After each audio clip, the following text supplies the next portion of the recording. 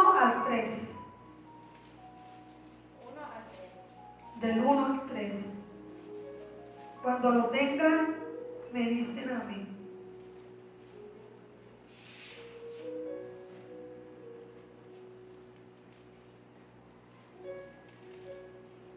Primera de Samuel 17, del 1 al 3.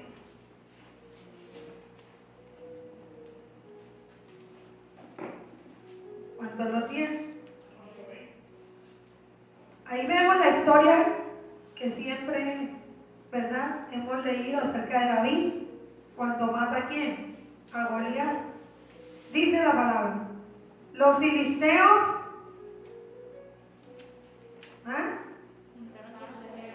juntaron sus ejércitos, ¿para qué? Para la guerra. Y se congregaron ¿en dónde? Que es de Judá, y acamparon entre Soco y Aseca en Efes-Damim. Dice el 2: también Saúl y los hombres de ¿quién? Y acamparon ¿dónde? De Era. Y se pusieron ¿en dónde? En orden de batalla contra ¿quiénes? Y los filisteos estaban sobre un monte a un lado, e Israel estaba sobre otro monte al otro lado, y el valle entre ¿dónde? Entre ellos. Amén. Voy a leerlo acá en la versión internacional. Dice: los filisteos reunieron sus ejércitos para la guerra, concentrando sus fuerzas en Soco, pueblo de Judá. Acamparon en Efes-Damim, situado entre Soco y Aseca. Por su parte, Saúl y los israelitas se reunieron también, y acampando en el valle de Ela, ordenaron sus filas para la batalla contra los filisteos, con el valle de por medio. Los filisteos y los israelitas tomaron posición en montes opuestos. Podemos mirar algo muy importante en medio de nuestras vidas, ¿verdad? Y que podemos verlo detalladamente a través de esta historia de David con Goliat. Es que en medio de nuestras vidas siempre van a haber Goliat. ¿Cuántos creen que van a haber siempre Goliat? Siempre va a haber gigantes que nosotros tenemos que vencer. En esta mañana yo te quiero hablar acerca de cómo vencer esos gigantes en medio de nuestras vidas. Amén. ¿Cómo vencer esos gigantes en medio de nuestras vidas?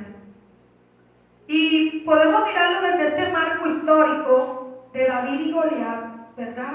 Y explorar toda esta historia para nosotros poderla traer a nuestra historia, a nuestra vida, a nuestra realidad.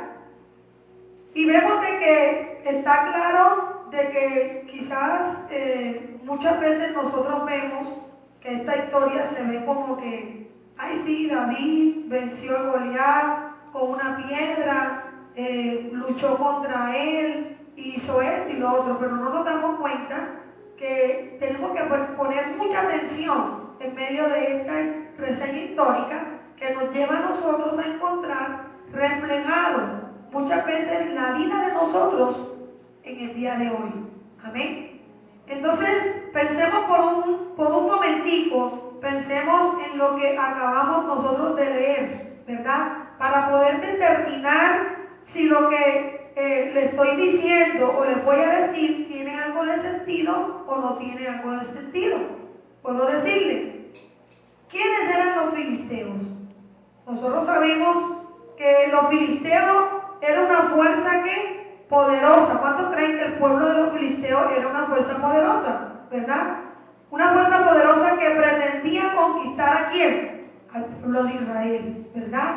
Y para lograr ese propósito, ellos acamparon su ejército en la tierra ¿de qué? De Judá. Entonces vemos que la realidad era que los filisteos no tenían ningún derecho de estar en esas tierras. ¿Por qué? Porque esas tierras eran ¿de quién? De los israelitas. Amén. Entonces, ellos no tenían ningún derecho alguno de estar en ese lugar porque esa tierra se la había dado a Dios, ¿verdad? Se la había entregado a su pueblo. Pero ahora ellos estaban ocupando eso a la fuerza. Pretendían arrebatársela al pueblo de Israel, al pueblo de Dios. Podemos preguntarnos hoy por qué nosotros vamos a estudiar esta historia de Goliat. Vamos a preguntarnos esto, diga, ¿por qué la pastora trae esta historia en esta mañana? ¿Por qué? Entonces vemos de que a simple vista nosotros podemos ver que parece algo como insignificante lo que estaba aconteciendo allí, ¿verdad? Y todo el mundo podía ver de que el pueblo de los filisteos iba a conquistar a Israel. Se veía que a simple vista, porque era algo que se estaba viendo por medio de ese grandulón que estaba enfrente de la batalla. Amén. Entonces, cuando nosotros hacemos una comparación en lo que sucedió en ese instante y lo que sucede en medio de nuestra vida, de muchos de nosotros hoy, nosotros llegamos a una conclusión de que no existe mucho la diferencia, ¿verdad?, de los eventos que acontecieron en esa época con lo que está aconteciendo en esta época. Amén. Entonces, vemos que no tenemos un ejército quizás de pronto físico, ¿verdad?, que está acampando a nuestro alrededor, pero ¿cuántos creen de que hay potestades, hay principados, hay cosas malignas que se pueden estar acogiendo en medio de nuestro alrededor? Amén. No podemos tener ni estar desapercibidos de lo que nosotros podemos ver en el espíritu que puede estar aconteciendo alrededor de nuestras vidas. Amén.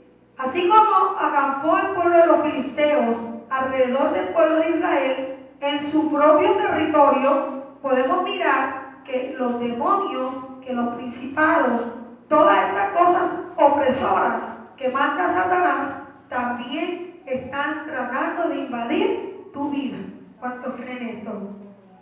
Y vemos que a diario estos quieren tratar en medio de nuestra vida de desviarnos de la voluntad de Dios. Amén. Estamos nosotros hablando de esos poderes de las tinieblas que luchan sin descansar para tratar de desviarnos. ¿Cuántos creen que los principados son poderes demoníacos? Amén. Las potestades, todas estas cosas, principados, potestades, están acampando. Pero ¿cómo opera este ejército? El ejército maligno opera influenciándonos a aquellos que nos rodean. En ocasiones nosotros mismos, para que surjan circunstancias o situaciones de las que nos roben la paz. Amén.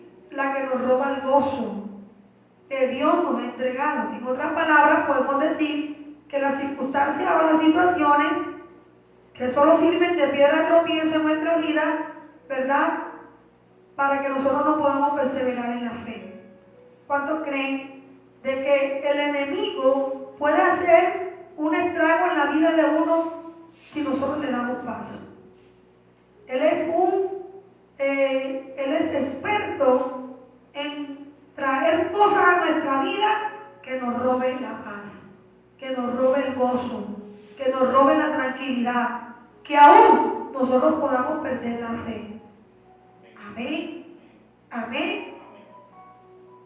Y miren, pero lo que en realidad todo esto es lo que estaba haciendo este ejército de filisteos, que él no tenía ningún derecho de estar acampando ¿dónde? En la tierra de Judá, ¿verdad? ¿Cuántos creen que ellos son entrometidos? Que ellos se meten donde nadie los invita, donde no tienen ninguna explicación alguna para que ellos estén. Amén. Entonces vemos de que esas circunstancias, ¿verdad?, esas circunstancias o situaciones no tienen ellos con el derecho de invadir nuestras vidas, ya que el Señor nos liberó. ¿Cuántos creen que el Señor nos liberó? Hay cosas que quizás de pronto están viniendo a nuestras vidas que están causando esa falta de fe, esa falta de paz, esa falta de amor. Pero eso lo está queriendo introducir algo que es opuesto a Dios, y es un gigante. Diga conmigo, es un gigante. Pero en esta mañana el Señor nos quiere seguir mostrando de que esos gigantes no son más grandes que el gigante mayor que nosotros tenemos, que es nuestro Jehová de los ejércitos. ¿Cuántos lo creen? Amén. Y usted tiene que repetir todos los días: yo soy libre en Cristo Jesús. Yo soy libre en Cristo Jesús. Amén. Cristo me hizo libre. Entonces vemos que el ejército del enemigo puede acampar a nuestro alrededor, pero no puede apoderarse de nosotros. Ellos están limitados. Diga conmigo: ellos están limitados. Ellos están limitados. Ellos no pueden hacer más de lo que no pueden hacer, porque ellos tienen una limitación.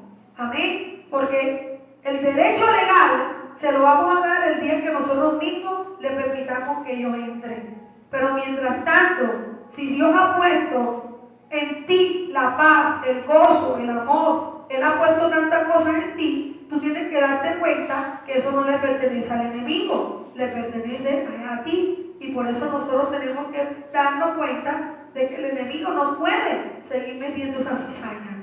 Amén. Amén. Pero puede surgir una pregunta que debemos hacernos nosotros, y es: ¿qué detiene que muchos no puedan echar fuera de su vida esas potestades que aparentan ser invencibles en medio de esas personas? Para nosotros poder contestar esta pregunta, vamos a mirar allí en el versículo 4, en el mismo capítulo 17, vamos a leerlo. Mira lo que dice este versículo, del 4 al 7.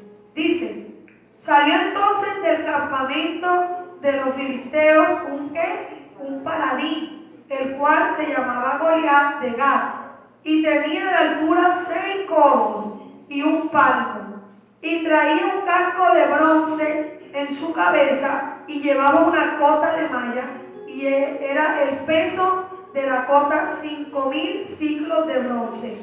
Sobre sus piernas traía grebas de bronce y jabalina de bronce entre sus hombros, y hasta de su lanza era como un rodillo de telar, y tenía el hierro de su lanza 600 ciclos de hierro, e iba su escudero delante de él. Amén. Como nosotros podemos ver aquí, encontramos que el campeón, ¿verdad?, de los filisteos salió ¿a qué? A mortificar e intimidar al pueblo de Dios. ¿Quién nos asustaría con ese hombre de esa estatura? Más o menos 6 codos, ¿como cuántos serían? Acá hablando, 6 codos. ¿A cuánto vale un codo? No saben. Papi, yo nunca he escuchado. 90 centímetros, casi 1 metro. Imagínense, si son 6 codos, si es 1 centímetro, o sea, 6 metros, más alto que esto, o sea, grandísimo, ¿verdad? ¿Quién no se mortificaría porque venga esta persona, nada más con uno solo, verle el tamaño, verle toda la armadura que tenía puesta, porque tenía una cantidad de armadura, tenía una cantidad de hierro puesto encima, ¿verdad?, para contraatacar a cada uno? Nada más con solamente ponerle el pie, podía que mayucar a cualquiera de los israelitas.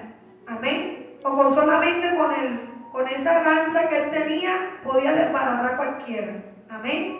Entonces vemos de que en la descripción de este hombre nosotros podemos encontrar lo que muchos, si no todos, dirían que es la descripción de un hombre invencible, ¿verdad? Un hombre que era, se podía ver a la visión de la persona, que nadie podía vencer. Nadie podía acabar con ellos. O sea, que ya el pueblo de Israel estaba acabado. Entonces, cuando nosotros decimos esto, era porque la estatura de este hombre era casi más de 3 metros. Imagínate, más de 3 metros. ¿La iglesia tiene cuánto de altura, mami? Tiene como casi 3 metros, ¿verdad?, de altura. Entonces, vemos de que esto quiere decir que para que nosotros podamos entender este significado de esta descripción, tenemos que nosotros convertir las dimensiones a unos términos que nosotros podamos mirar, en la cual nos vamos a dar cuenta de que ese hombre era algo bastante catastrófico, algo de terror que podía producir en las personas. Bueno, vamos a leer allí mismo del 8, vamos a seguir en el 8.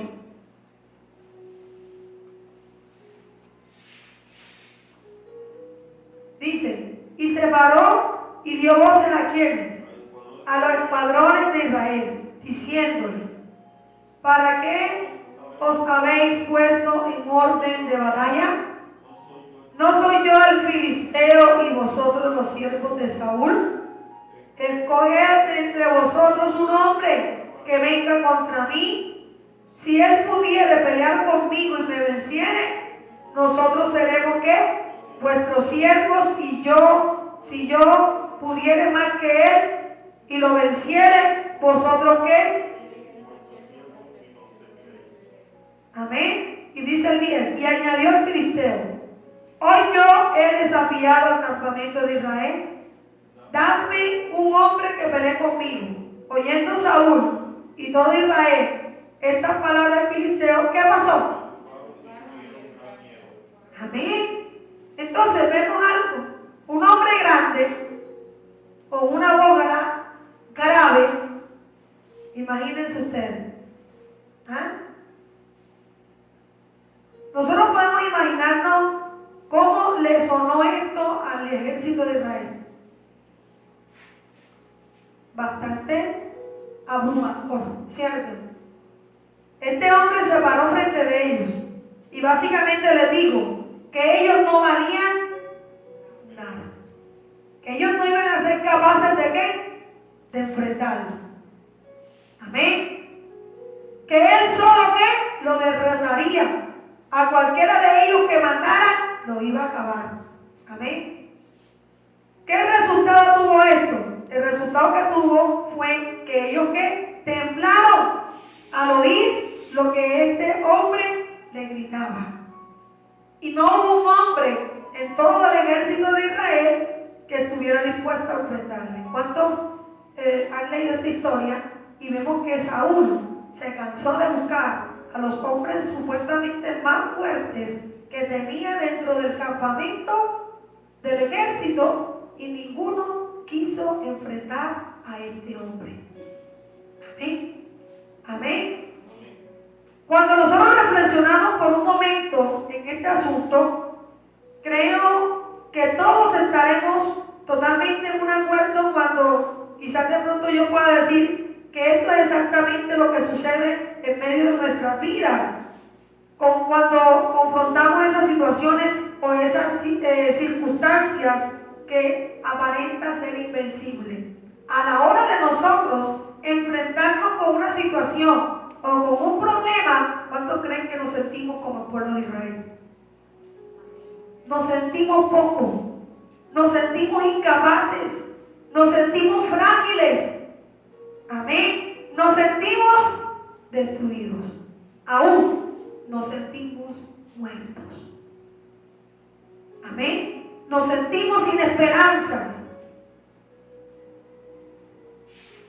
Vemos algo bastante importante, y es que la intimidación y el temor nos roban nuestra voluntad de servir a Dios. Amén. Nos arrebata la victoria que Jesús nos entregó en la cruz del Calvario y detiene el propósito de Dios para con nosotros. Amén. Detiene el propósito de Dios. Porque cuando nosotros estamos enfrentando una situación, ¿qué es lo más pronto a nosotros decidir en nuestra vida? Alejarnos, detenernos. Quedamos totalmente parapléjicos, sin ninguna movilidad. Y muchas veces nos volvemos como las gelatinas cuando las sacan del refrigerador. Nos volvemos aguados. Amén. ¿Saben cuántas personas son aguadas espiritualmente? porque están arrugadas frente a la situación que quizás estamos viviendo. Aún en medio del dolor, ¿cuántas veces nosotros nos sentimos totalmente débiles? Que en esta situación el enemigo nos puede atacar y nos puede llevar a una conclusión de que aún nosotros dudemos del poder de Dios. Pero hay algo que tenemos que entender. No es malo llorar, no es malo sentirse de pronto abrumado o con los malos heridos. Que nosotros continuemos en la misma actitud y no creamos de que Dios hizo una labor en medio de esa persona. Amén. Amén. Amén. Muchas veces quizás de pronto pueden venir muchos recuerdos y cosas, o de pronto cosas que no se pudo de pronto lograr con esta persona, pero muchas veces no es culpa de nosotros. O si fuimos culpables, tenemos que arrepentirnos y pedirle perdón a Dios y avanzar. Amén. Amén. Porque no nos podemos quedar allí en el dolor, no nos podemos quedar recordando y el enemigo hoy te pone más cruz. Y mira que no fuiste, ve que ella te llamó tantas veces, mira que esto y no estuviste ahí, y no, mira, Dios no recuerda algo que te va a hacer daño. ¿Cuántos lo creen? Dios te va a recordar algo que realmente te va a fortalecer. Y si tú no hiciste nada, entonces tienes que pedirle perdón a Dios, porque entonces la cuestión es tuya. Amén. Entonces, yo les digo esto porque, como todos aquí sabemos, nosotros no estamos llamados a vivir en sufrimiento. Nadie ha sido llamado para que esté llorando como María Magdalena todo el tiempo. Hay tiempo, dice la Biblia, que hay tiempo de llorar, hay tiempo de reír, hay tiempo de nacer, hay tiempo de morir. Amén. Dice, todo tiene su tiempo debajo del sol. Amén. Todo tiene su tiempo. El cristiano se conoce de que siempre anda en los tiempos de Dios. Los tiempos de Dios nos fortalecen, nos levantan. Aún en los procesos más difíciles de nuestra vida, el Señor siempre estará con nosotros. Por más doloroso que sea la situación, el Señor nos llena de paz y de gozo. Amén. Amén. No estamos llamados a vivir, nosotros estamos llamados a vivir en victoria, pero en muchas ocasiones dejamos que los gigantes, los temores, los miedos, ¿verdad? Esos gigantes, dejamos que arrebaten todo nuestro honor. Y eso fue lo que le pasó al pueblo de Israel, y es lo mismo que le sucede a muchos hoy en día, ¿verdad? Muchos de nosotros nos dejamos arrebatar el gozo de que Dios ha puesto en nuestro corazón, nos dejamos arrebatar totalmente la paz interior en medio de nuestro corazón. ¿Por qué? Porque no totalmente acogemos en nuestro interior, no acogemos lo que Dios nos ha dado. Dios le había dado al pueblo de Israel, le había dado una promesa, y era que esa era su tierra y que nadie se la podía arrebatar. ¿Sabes? Dios te ha dado tu familia, Dios te ha dado tus hijos, Dios te ha dado ese hogar que con tantas cosas que has vivido, a pesar de que has vivido tantas cosas, Dios nos dice en esta mañana de que eso te lo entregó a ti, y que como te pertenece a ti, Satanás no te lo puede quitar, Satanás no te lo puede arrebatar. Amén. Tus hijos son de Dios, tu familia son de Dios, lo que tú tienes de Dios. Amén. El único que puede quitar y que puede dar se llama nuestro Padre Celestial. Él es el único, Él es el dueño de la vida, Él es el dueño de la muerte, ¿verdad? Porque dice la Escritura que Él le dio autoridad a Jesús para que aún muerto pudiera ir totalmente al infierno mismo y le quitara a Satanás esas llaves de la vida. Y por eso tú y yo, aún muertos, viviremos. Aún después de muertos, tendremos vida. Y dice la Biblia, vida eterna. Amén. Pero vemos, ¿por qué muchas veces sucede esto?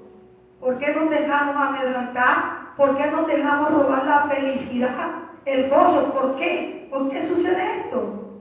Yo podría decirles que la razón principal por la que esto le sucede a muchas personas es porque muchos le han permitido, ¿verdad?, que la intimidación y el miedo le conduzca a tratar de hacer paz con los gigantes. Hay gente que dice que yo mejor vivo en paz, pero no revuelvo nada, porque es que esto no, el hecho de que tú le puedas corregir a tus hijos, tienes autoridad, porque son tus hijos, amén. Y que no, pastor, aquí yo no le puedo hablar a mis hijos porque es que después se van y no, déjalos, ellos son de Dios.